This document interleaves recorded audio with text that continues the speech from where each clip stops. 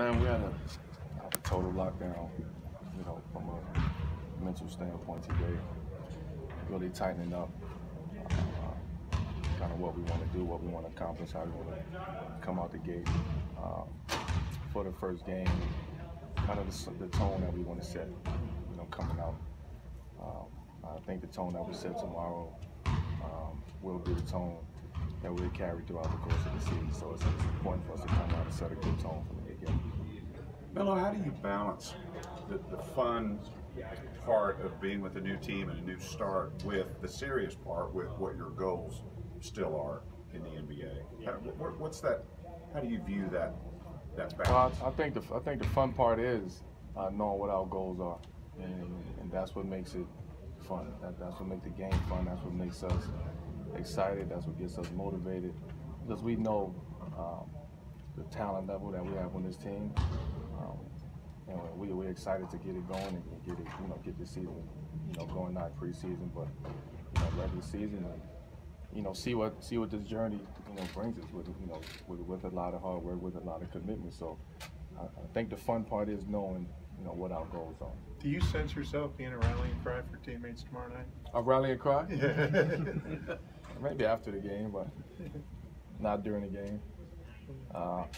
This is an important game for me because it's an opportunity for me to go out there and kind of close that chapter. I don't think that chapter has been closed yet.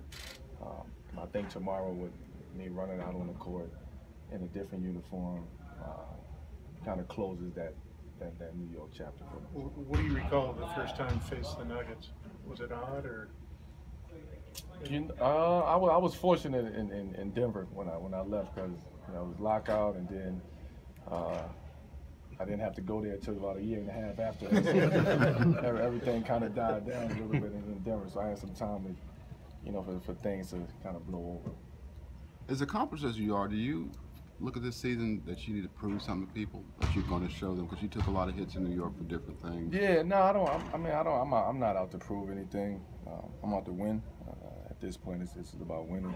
I think the people that write about me, say things about me, they know what I can do. They know what I'm capable of. They know my game. So now it's about winning, putting my talent into a winning situation. So I'm not out to prove anything.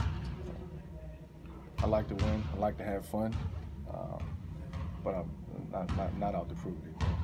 Carmelo, you mentioned like tomorrow could almost be the closing of the chapter. Is it weird that chapter is coming to a close? It's weird. It's weird because it's everything happens so fast. Of the trade, me coming here. Even right now, it's 3 weeks in. First regular season game with another team, so that chapter haven't been officially closed.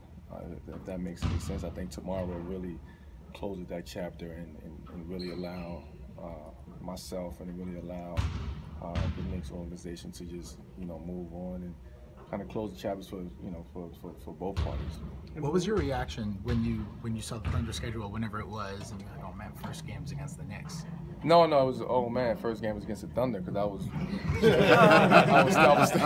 when the schedule came out, I was still with the Knicks. So it was, our first game was against the Thunder, and start off on the road. So it was more so of that, and then once the trade went down, it was like, oh, maybe this was planned or something. I don't know. Hey Mel, we talked last week about, you were talking about how much you fell in love with scoring and having a knack for it when you were a kid. Do you remember like the earliest? What's your earliest memory of that? Of how you came to be a scorer? I don't know. It's just something that you have that knack for. Some people have a knack for passing the ball. Some people have a knack for playing defense, and rebounding, and shot blocking. My knack was scoring the basketball, and it's just something that I try to perfect as I continue to play the game. Did you watch guys? Were there guys you watched growing up or tried to emulate, or did you just kind of go out there and do it? It was people in the streets that I looked up to, that I watched.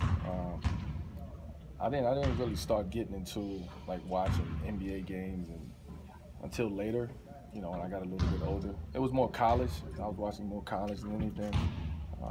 But once I started to like understand the game of basketball, it was guys that I would watch. I would try to emulate. I would take parts of the game and try to work on it for my own game.